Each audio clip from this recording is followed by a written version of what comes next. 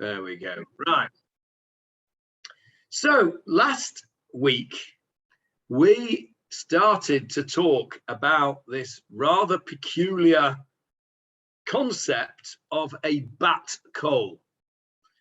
Julia asked why it wasn't a Ben Kol. I had no idea. Couldn't answer that. And I've not found much. Actually, that's not true. I asked Ronnie Black. I've just remembered now. I asked Ronnie Black in Manchester. No, I didn't ask him. He heard the shiur and he asked Rabbi Jonathan Guttentag, who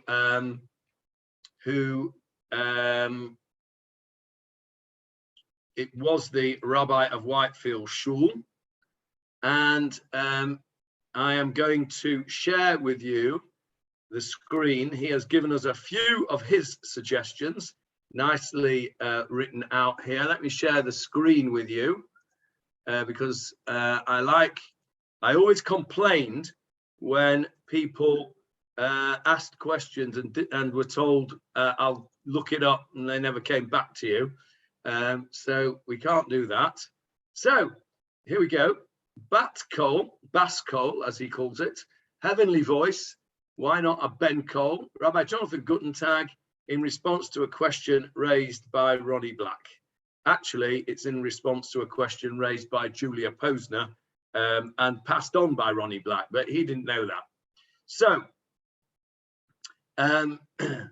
he says here, the Rif, who was one of the commentators, famous commentators to the, particularly to the Shulchan Aruch, raises the question along with other variations. And he says the masculine form is used for that which is principal. Well, let's wait for Julia's just joining us now.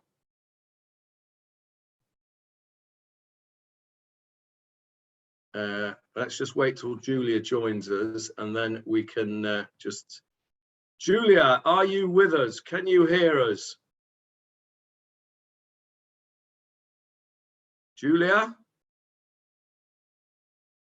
Yes, there you are. Yes, can you hear us? sorted it out. Yes. Okay, yeah. So this is your question.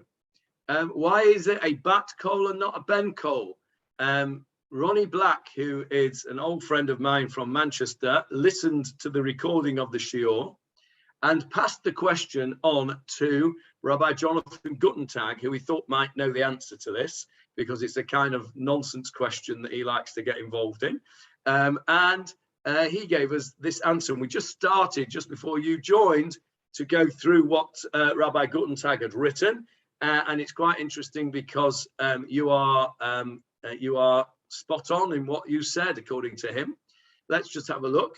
The masculine form, he says, is used for that which is principal, and the feminine form for that which is secondary. So that was your hunch right at the beginning, Julia.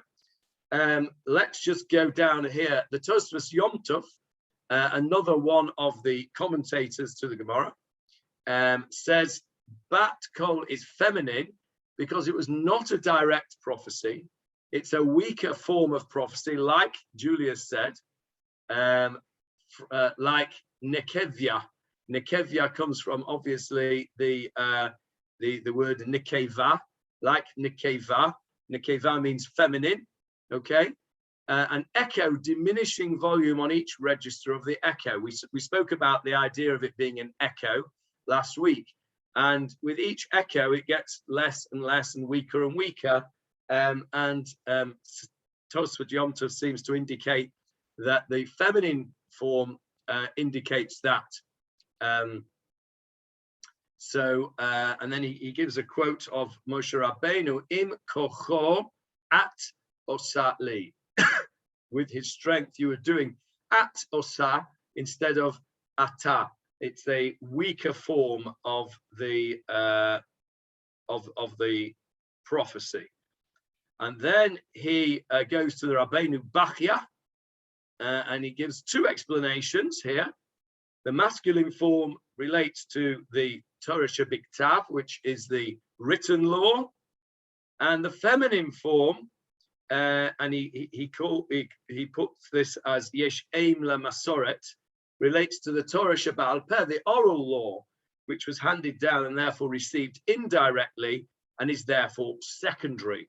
But I would question that, because we know, don't we, that without the oral law, the written law is, I won't say useless, but is totally misinterpreted. So if we're going to say, this is me coming back for supporting my theory here. If we're going to say that the feminine form relates to the Torah Sheba'al Peh, then clearly that is superior to the male form, because without the female form informing and correcting and refining the written law is completely misinterpreted. So the written law is the written law, and then along comes the oral law and refines that which was written and gives us the final method of doing things. Let's just take tefillin, just the thing that occurs to me straight away. Tefillin says, and you shall bind them on your arms, and they shall be as adornments between your eyes. Now that's what it says in the written law. Without the oral law, we would have no idea that we're meant to have little black leather boxes with 4 compartments and how we're meant to put them on, etc. So if somebody was to get a pen and write these things out and actually strap the words themselves to the arms and then put these words on a piece of paper in between your eyes, you would be fulfilling the written law, but you wouldn't be doing the mitzvah properly, because the oral law is the thing that explains to us what it really means. So the oral law, to me, is not at all secondary. The oral law is very much primary, or at least as important as the written law. So according to the Rabbeinu Bachya, the masculine form relates to the written law, and the feminine form relates to the oral law. Given that women have got far more seichel than men to explain things, I think that supports my theory that Bat Kol is not a negative expression, although I certainly grant you that Tosfos Yom Tov and the Tshuvas Arif both see it as a negative and a weakness, that it is a Bat Kol and not a Ben Kol. Okay, that's number 1 of the Rabbeinu Bachya. Number 2 is that it's heard indirectly and not directly. That's the same idea, really, as the echo idea. That's really just, if you'll pardon the pun, echoing the idea above. This is a little bit difficult to understand for me, because it's all a bit esoteric, but says the Bat Kol descends from heaven in the shape of the form of a chair, like a heavenly fire that is shaped wide below and narrow above. Wide below and narrow above, suggesting the feminine form. Now, how he knows that, how the Bat Kol descends, I do not know, but that's what Rabbeinu Bachya says. I'm not sure, I think it probably says more about the Rabbeinu Bachya than anything else, but there's at least somebody does ask these questions, and there are some answers to the questions that Julia raised. Okay. Any comments on all of that? Good old Ronnie Black, and thank you to Rabbi Guttentag. I'll send him a message thanking him personally later on. Any comments? Julia, what do you think of all that? I'm very grateful that somebody took the question seriously, and obviously it's very good to receive some responses. I think that the word secondary maybe is in the one that concerned you is maybe the wrong word. I mean, I don't think it needs to be a negative. It doesn't. It could mean supportive, which is a role that I think that women fulfill. And it doesn't need to mean diminished in any way. It just means that it is not the if it's not the written law, the written law, as you say, requires the supplemental oral law, and I don't think that's a negative. And I think that the all, including David's explanation that he sent last week, I think it's all. It shows that there is that the question is a valid question, because it was not necessarily what one would expect, and therefore it's good that there are reasons to support that. I think that's right, and I accept what you say about primary and secondary, and I would actually go a bit further and say that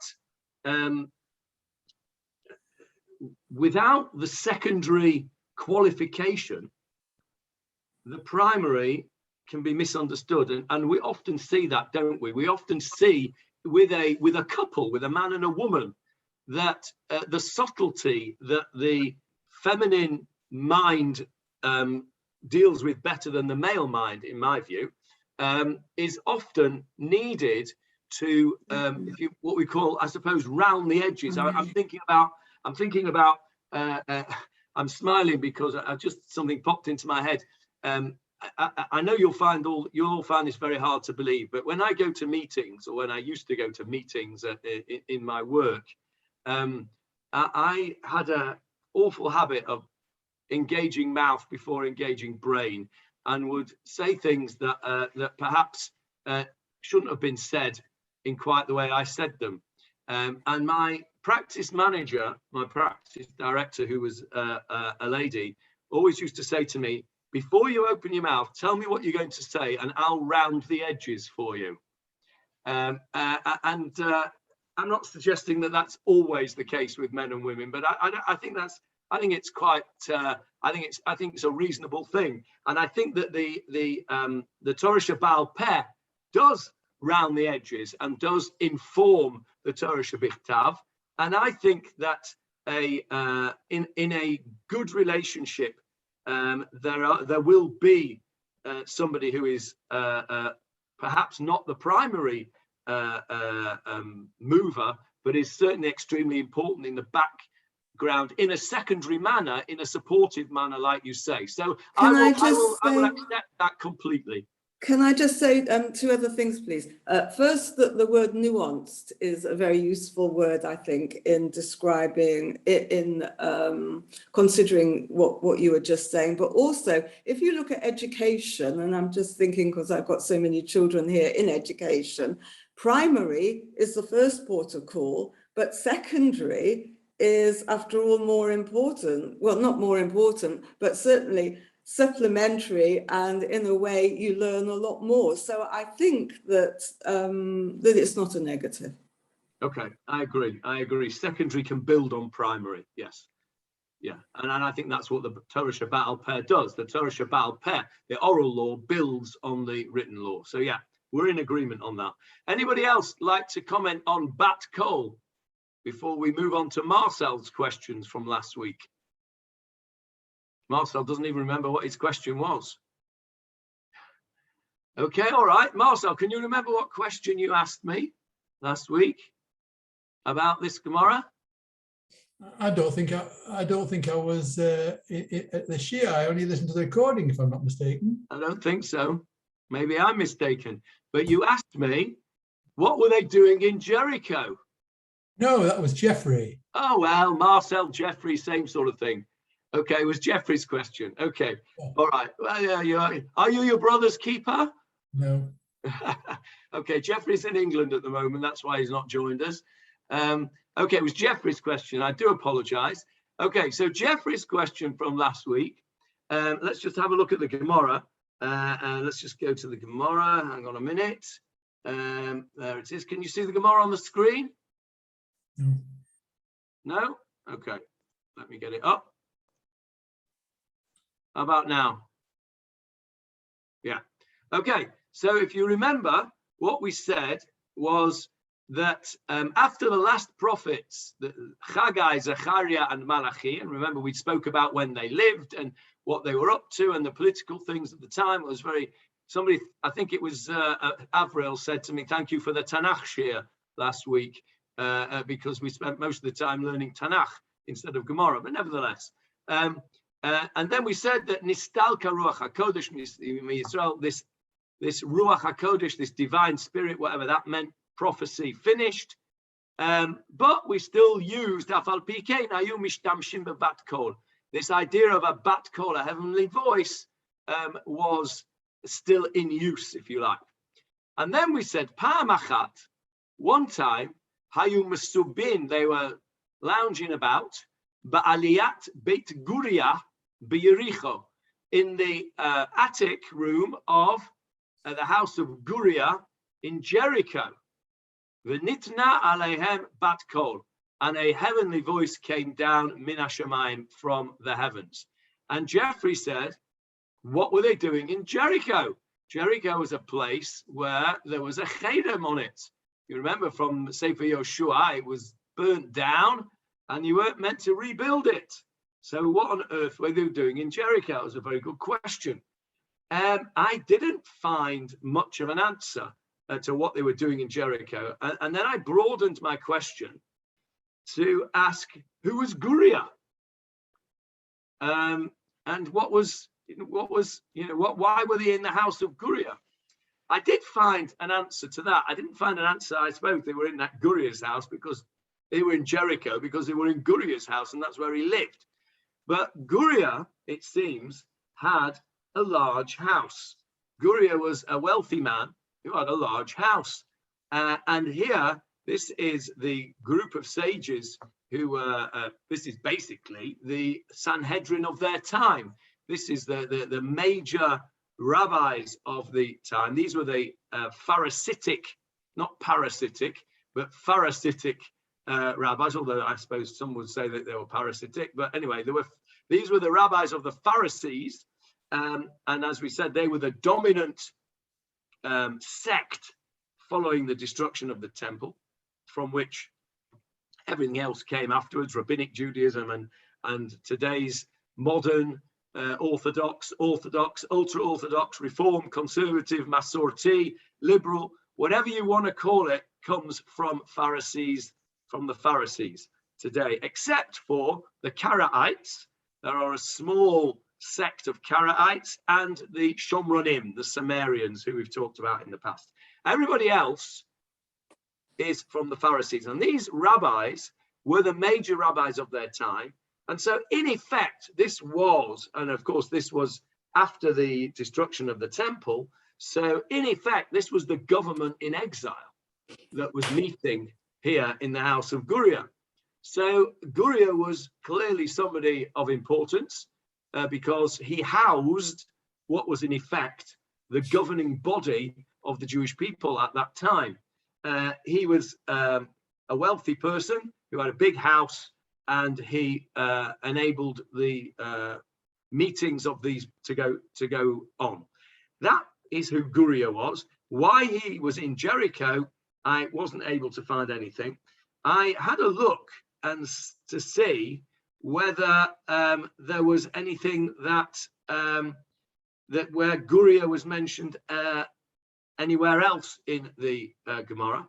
And actually, Guria is mentioned somewhere else. Let me see if I can just pull it up here. Guria there might have been meeting secretly in the loft because they weren't allowed to learn openly.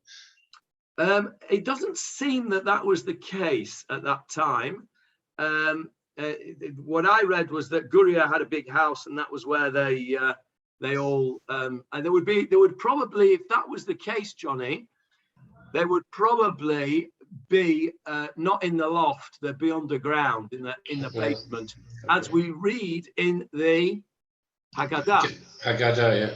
Right, the Haggadah says they were leaning in Bnei Brak, and if you read all the Meforshim, why was it that the students had to come and tell the rabbis that it was time to daven Shacharis? No windows. They were underground. There were no windows, so they didn't know what time it was. They didn't know it was light outside. So, and at that time, you're right about it. In that time, that was a time when the Romans had forbidden the learning of the Torah, and so they were underground, as it were, both metaphorically and physically.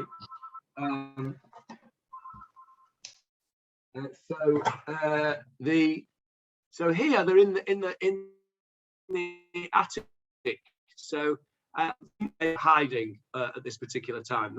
That's my understanding. So I did a little bit of search on Sepharia, where to see if I could find Guria, and Guria is mentioned once more in the Gemara, not directly, but there is a halacha about returning a pot to the fire on Shabbat. So if you have a cholent pot and you take it off the blech, there's a halacha that says you can't put it back unless you fulfill certain conditions. You have to hold on to it, and you have to have intention to do so, etc. That halacha in the Gemara is discussed in the name of Rav by somebody called Rav Chama Bar Guria. Now, I don't know whether it's the same Guria, but he's not called Rav Guria. He's just called Guria in this story. And in there, he's not called Rav Chama Bar Rav Guria. He's just called Rav Chama Bar Guria. So it could be the same person. It's the only other time, I think, according to Sepharia anyway, that the name Guria is mentioned in the Gemara. So this is the guy that we're talking about, Guria. And here I found, whilst I was looking, the whole essay on this piece of Gemara that we're learning. And it seems that in the Talmud Yerushalmi, there's an almost identical story with a few differences. And it's really quite interesting. And there's a whole essay here on the differences between the two stories, one in the Talmud Bavli, which is what we're learning, the Babylonian Talmud, and the Talmud Yerushalmi, which was written about 100 years earlier. So I only just found this morning, and I haven't fully read it and digested it. Once I have done so, I think it's interesting enough. I'll put a link to it on the Gemarah Sanhedrin group, so you can all have a look at it. But I just wanted to show it to you. Can you see it on the screen there? I don't know if you can see that. Yeah. I just wanted to show it to you because just to demonstrate really the depths that people go into in looking at the Gemara. You think that we're doing it slowly and carefully. Well, we could even do it even slower and even more carefully than we are, because there's all sorts of people. I mean, this is really very interesting stuff, which is taking us all over the places to different stories and comparing them. And as I say, I'll read it and then send it on. So that's those were the questions from last week. Any comments before we actually go and have a look and see what this Bat Kol actually said? No. Okay, right. Let's go to the Gemara. Is the Gemara on the screen? Yeah. Right. So Parmachat, one time they were sitting in the attic of Guria in Jericho, and this heavenly voice came from Shemaim, and it said, Yesh kan echad, there is one person here, Shera'ui shetishra alav shchina k'Moshe Rabbeinu, upon whom it is fitting for God's divine presence to rest upon him like Moshe Rabbeinu. Now that is a pretty high praise, because we say, don't we, in the prayer of Yigdal, Lo kam b'Yisrael k'Moshe od navi. Well, how's it go, Johnny? Lo kam b'Yisrael k'Moshe navi, mabit l'sof davar v'kadmato. Yeah. Okay, so lo kan Yisrael, there will not arise ever again in Israel Moshe Navi, like a prophet like Moshe. There will never be another Moshe. So here, this Bat Kol is saying there is somebody here in this room who is fitting to be a prophet to the level of Moshe Rabbeinu. So why isn't he? Ella, however, She'ein Doro, his generation, in other words, the rest of the people around him, Zakai Lakach, Ein Doro Zakai Lakach. They're not fitting, they don't deserve of him. Now, this is a very, very important statement of the Gemarah, which is utilized by a particular sect of Jews today. Does anybody have any idea, any inkling into the workings of my tangential brain and know what I'm talking about? The Reb Nachman people. No, not quite, but sort of, yeah. Could apply to them. It wasn't who I was thinking of, but it could apply to them. Sorry, Marcel? Chabad. Chabad, exactly. Yeah. Chabad, there's a certain group of Chabad called the Mashiachists, okay? And they are a particularly, what should we say, extreme, I think is a fair comment, extreme group who firmly believe that the last Lubavitcher Rebbe was Mashiach, or is Mashiach, I think is probably more accurate. There are many people who are not Mashiachists who believe that the Rebbe was potentially the Mashiach. And what they say is really exactly what this Gemarah is saying, that the Rebbe, and not just the Rebbe, they're particularly talking about the Rebbe, but the concept is that in every generation there is a person who has the potential to be the Mashiach, whatever that means. And perhaps we need to just go into that in a minute, but just whatever that means for the moment. Only the people around, the generation around, are not deserving that he should or she should be revealed as, should fulfill their potential as the Mashiach. So the flaw, as it were, is not in the potential Mashiach, as it was, for example, in Shabtai Tzvi, who was a false Messiah, but in the people around in the generation. So in other words, the Chabadnikim believe that in his generation, the Lubavitcher Rebbe was the person who could have been the Mashiach, which is why they had this whole campaign of "We want Mashiach now." And what did they? And what did they? How did they express that desire for Mashiach? To get everybody around them to become more observant, to do more mitzvot. Their mitzvah tanks, and their sukkah mobiles, and they would go around and their tefillin booths and what have you.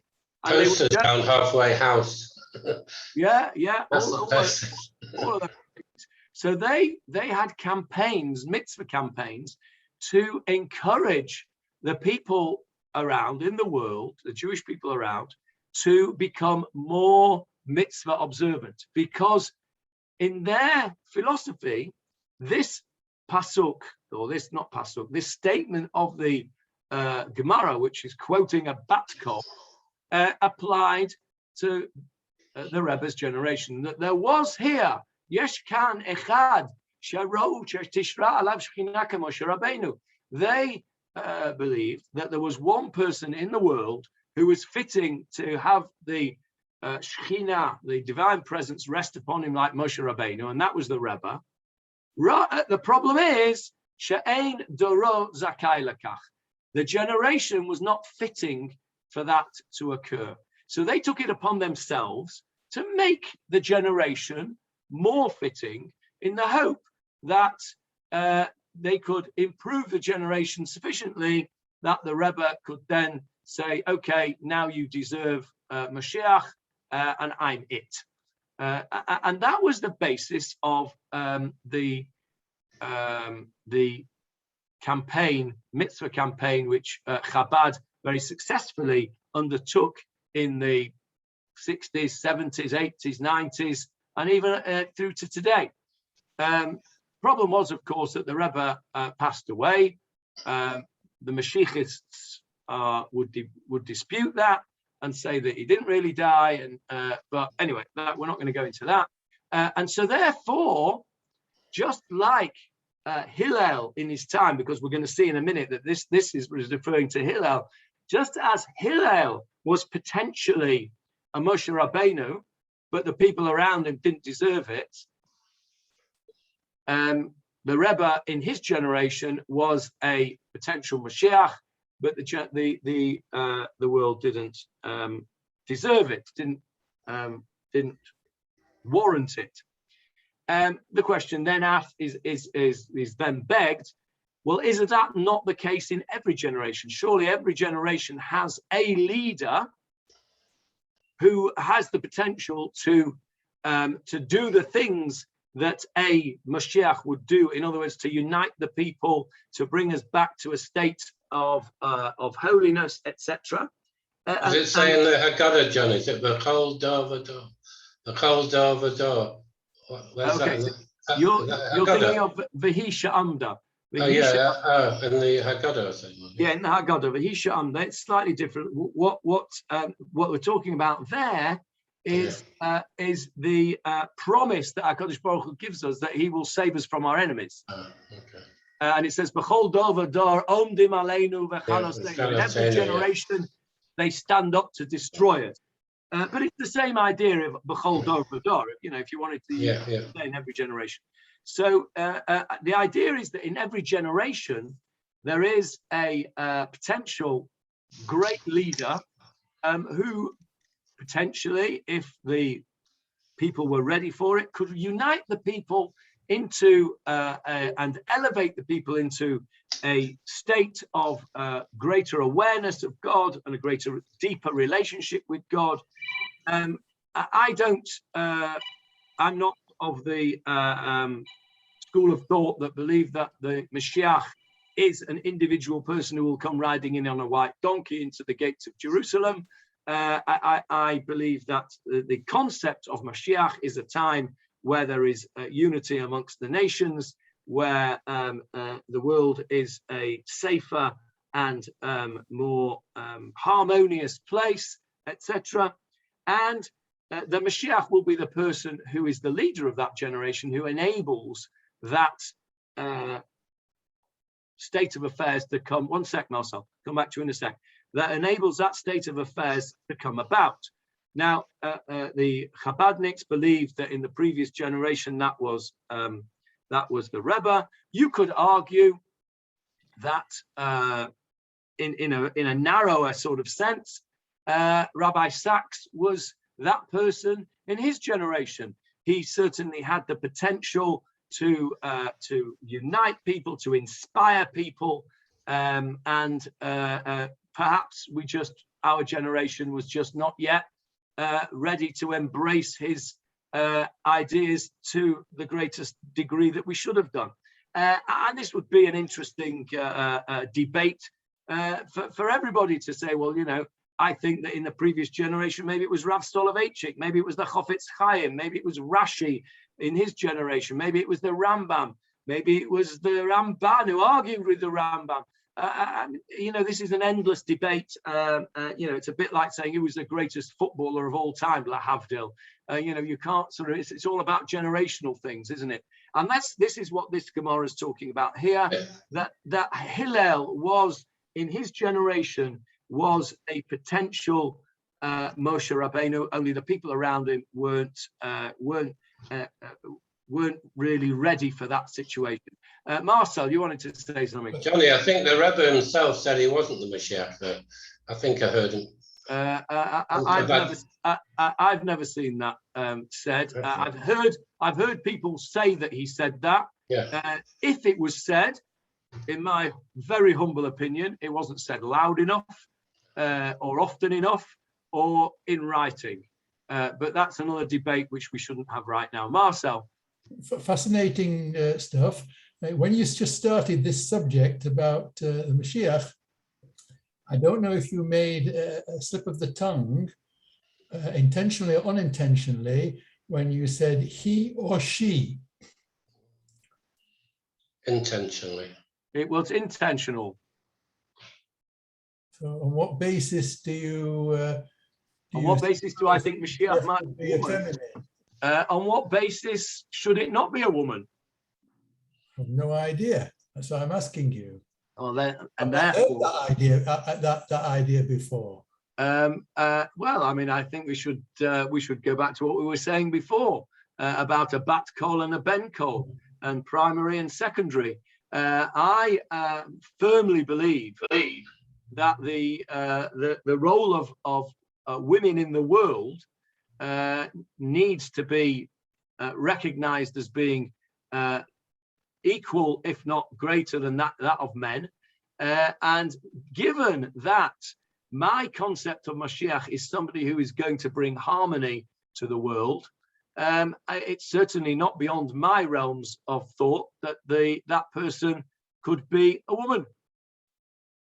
Like the mother of the Mashiach? Well, the mother of the Mashiach will be the mother of the Mashiach. And the grandmother of the Mashiach will be the grandmother of the Mashiach. I don't believe necessarily that the ability to lead, the ability to bring harmony to the world, the ability to bring positive change to the world is a uniquely male domain.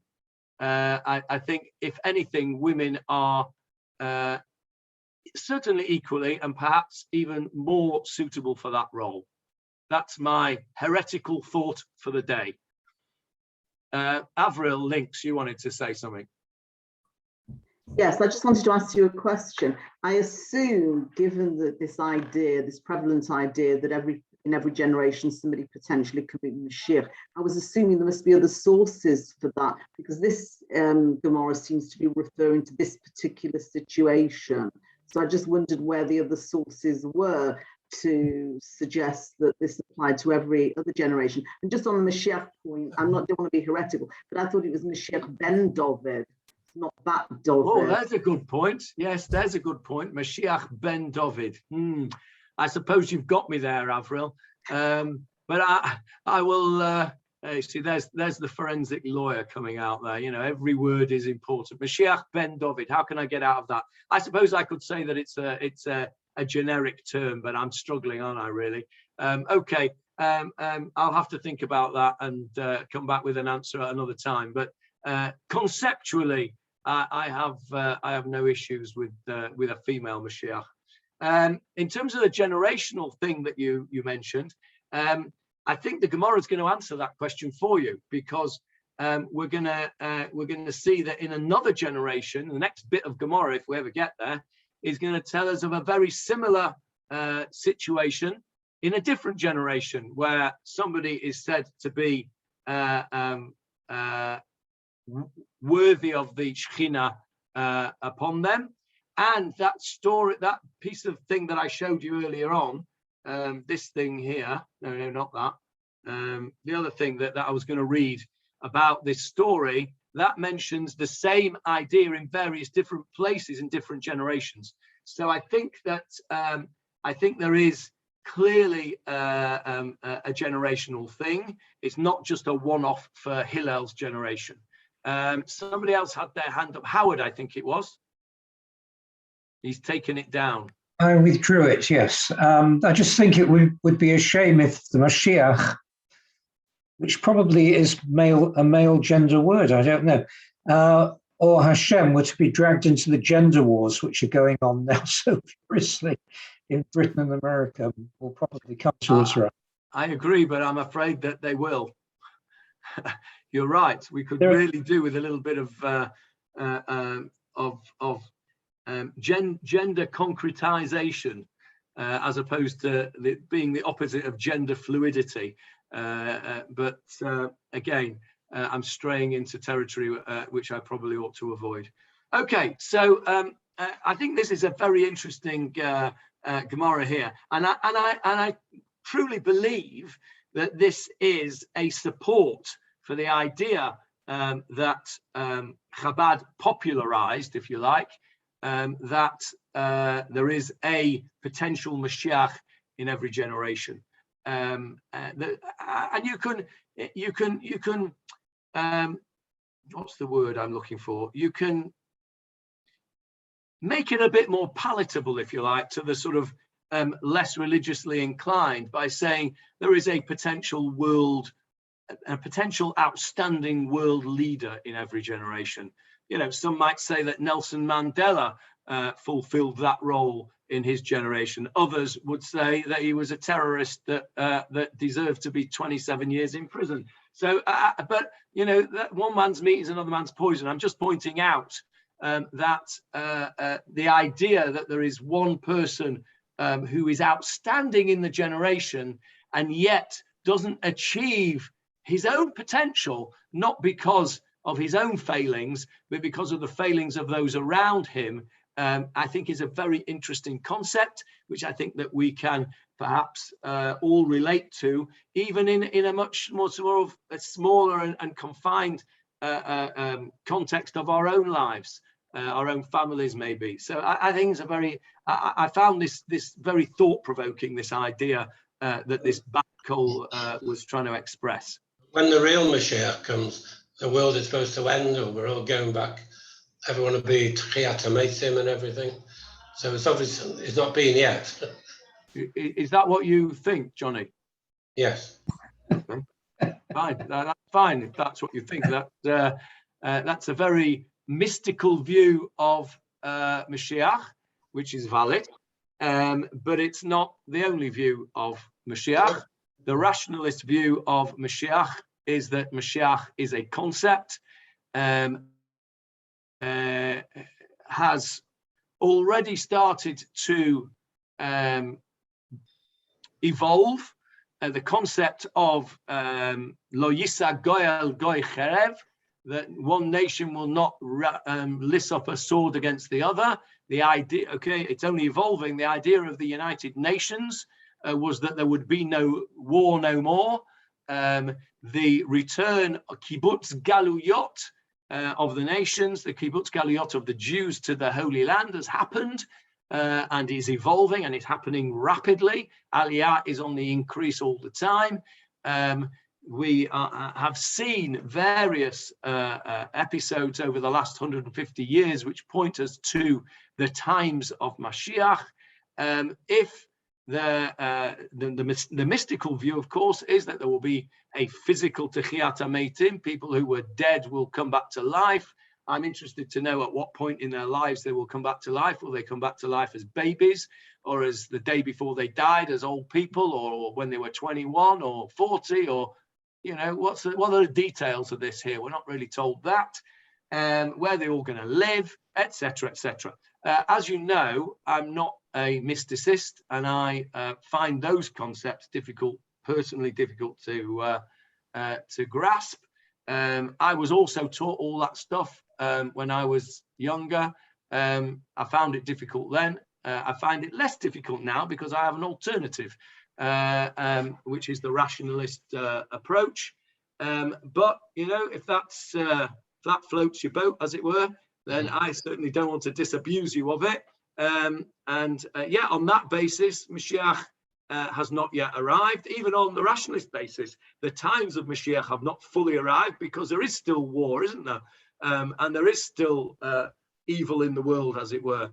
but it's evolving. If you look at the world compared to the way it was 100 years ago, 200 years ago, 500 years ago, 1,000 years ago, there is I think a progression that we can see. There's the regression as well in certain ways. It's not a linear thing. It's a, it's an up and down thing. But even on the rationalist view, we ain't there yet, but we're making progress. And I think that's the way I look at it.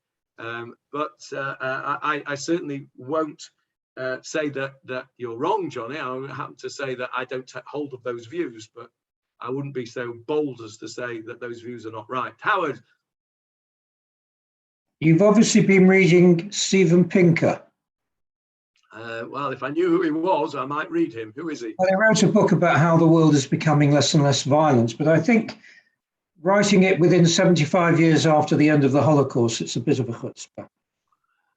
Well, I mean, I suppose this is the curve, isn't it? Well, curve with a spike.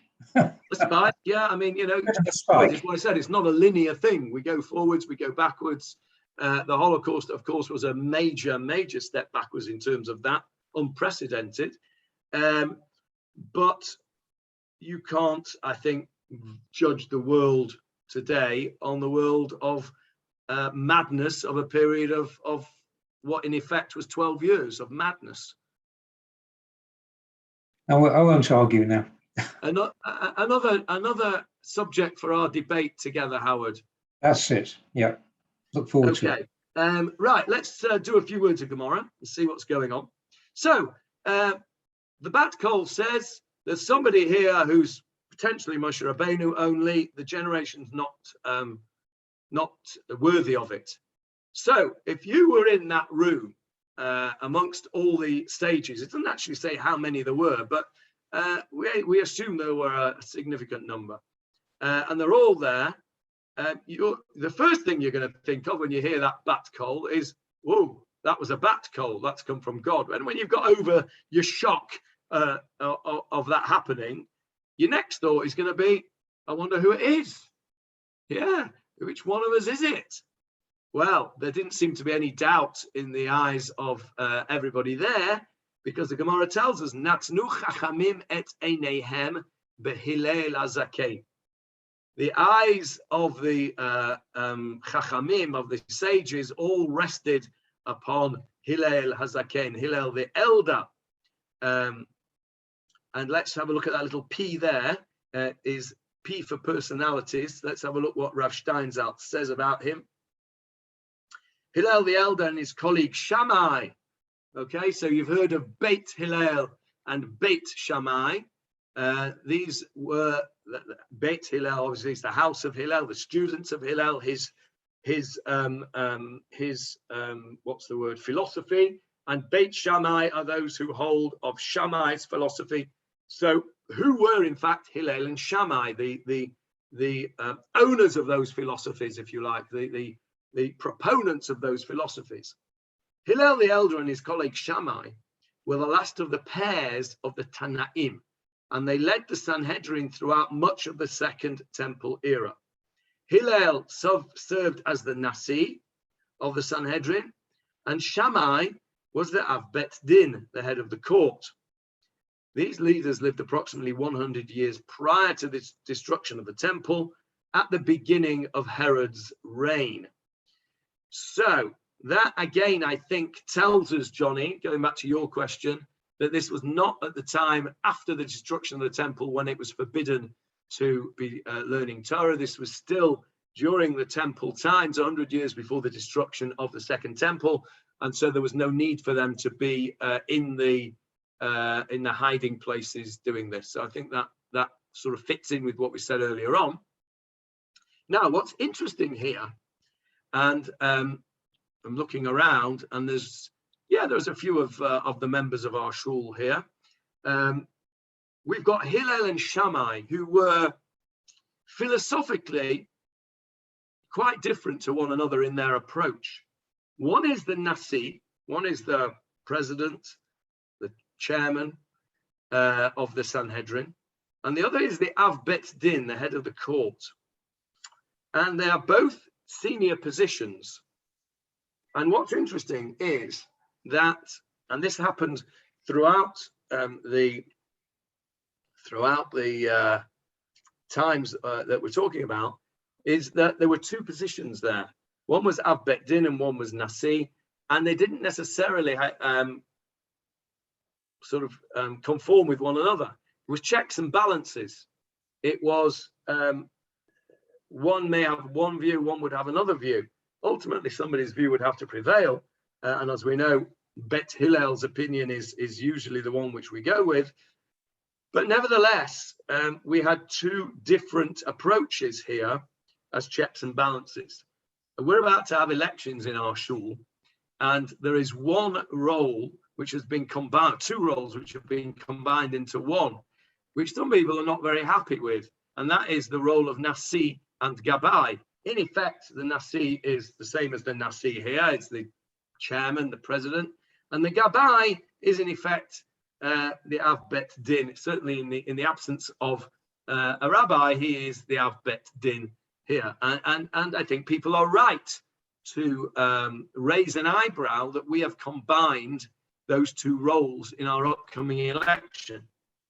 The problem is, in this particular situation, is that nobody wants to do either of the jobs.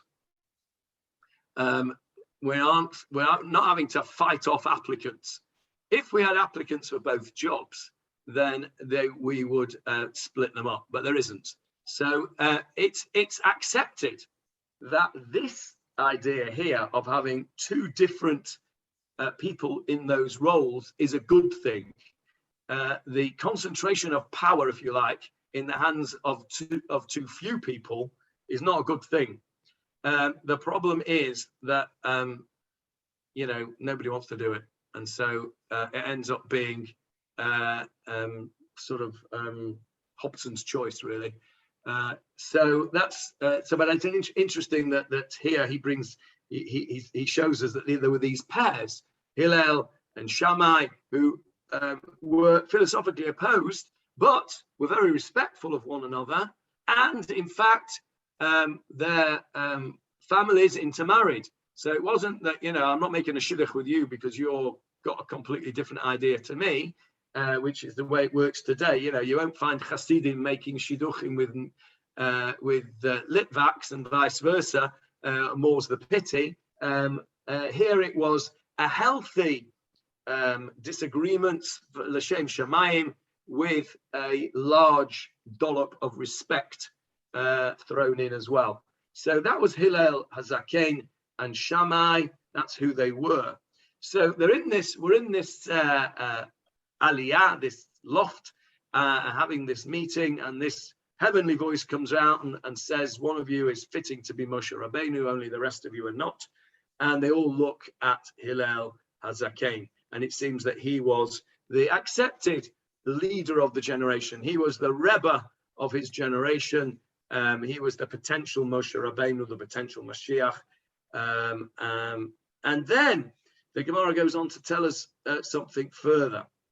Ukeshemet, and when he died, talking about Hillel Hazaken now, when he died, Amru alav, they said about him, who's they, the sages, when they presumably when they said his hesped, this is what they said about him. He Chasid, he Anav, Talmido Shel Ezra. Alas, the Chasid, the pious man, this is Chasid in its original form, meaning pious, as opposed to its post 16th, 17th century terminology, meaning Hasidic. That's where the term Chasid was taken from. It doesn't mean a Hasidic here, it means a pious one. He was so very, very pious. He Anav, he was a humble person. He had great humility. And of course, that was one of the characteristics of Moshe Rabbeinu, wasn't it? He was called Anav Mikol Ha'adam. He was called the most humble of all people. That was one of the titles given to Moshe Rabbeinu. So this is why this statement is being quoted here, because this is really describing and comparing him to Moshe Rabbeinu. And then it says something really odd. Talmido shel Ezra. He was a disciple of Ezra. Now, that can't mean that he was literally a pupil, a student of Ezra. When did Ezra live? Leon, when did Ezra live? Don't know. Later, a lot later, I would have thought. Later Just than before Hillel. building No, a of lot the second earlier than Hillel. We've said that Hillel was 100 years before the destruction of the Second Temple. Second Temple stood for 420 years, or it could have been 410. I get mixed up. One was 410 and one was 420, but one of those. So Ezra was the prophet who got the Second Temple built, basically. So he lived a good 300 years before Hillel. Okay, Ezra was, we can read about Ezra in the Tanakh. He has a book called Ezra and Nehemiah. They came after Haggai, Zechariah, and Malachi. Ezra has Topher. He was one that rewrote the Torah out. The alphabet that you're looking at on the screen, the Hebrew alphabet, this block letters, that is the script of Ezra. That is Ezra's script. He was the one that brought that out. Previously, there was a different style of Hebrew writing. So Ezra lived 300 years before Hillel. So Hillel could not have been a physical Talmid, pupil of Ezra. What it means here is he was a follower of Ezra's approach. He was a disciple of Ezra's approach. Now, I was expecting this to say, he Chassid, he Anav, Talmido shel Moshe Rabbeinu, because that's what we were talking about. The Bat Kol said he was like Moshe Rabbeinu. The beginning of this Hesped says that he was an Anav, and the only other person who's referred to as Anav is Moshe Rabbeinu. And then it throws us a curveball and says, Talmido shel Ezra. So we need to look into that, and we're out of time. So please God, next week, we'll come back to the questions in a sec. I won't close without questions. Leon's got his hand up and Julia wants to speak. Next time, I'm gonna try and go through this and see why they said he was like Ezra and why they didn't say, as this you'd expect as a follow-on from this Gemara, that he was like Moshe Rabbeinu. So that's a cliffhanger for next week's shiur. So what have we done today? Not a lot, really, in terms of wordage, but we've spoken about the concept of a Mashiach for every generation. We've spoken about the mystical and the rational concept of Mashiachism. We've spoken about the idea that somebody can be, if you like, ahead of his time or ahead of his generation.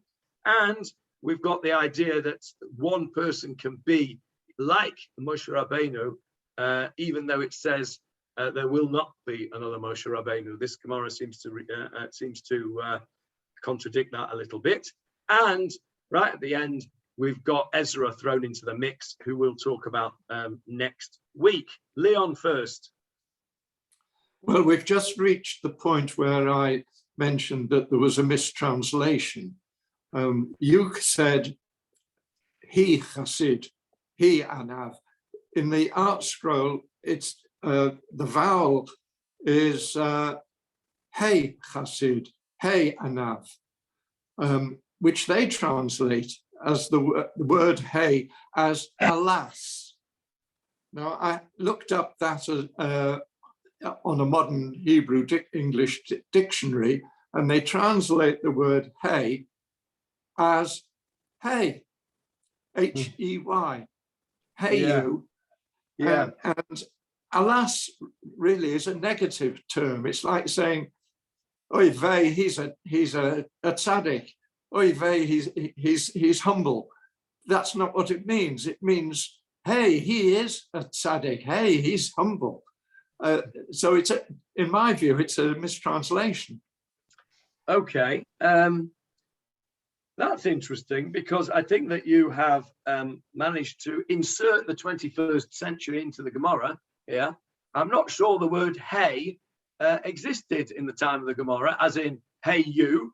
And obviously, if you look at it in a modern English Hebrew dictionary, "hey" has been imported from the American or the English vernacular into the Hebrew vernacular.